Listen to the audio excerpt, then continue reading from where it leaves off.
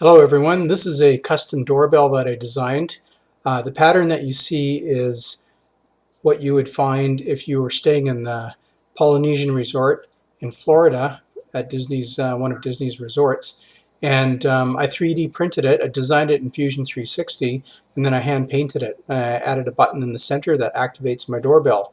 And when you push the button, one of 10 random sounds is produced.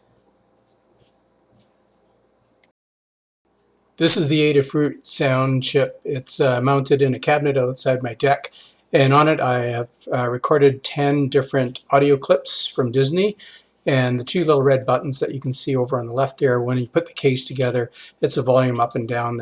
You can just preset if you want.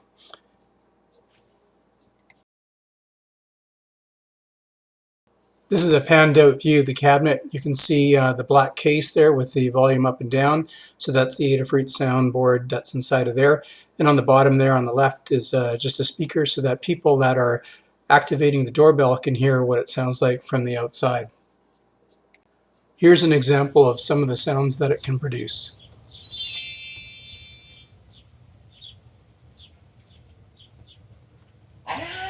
Salam and good evening to you, worthy friend.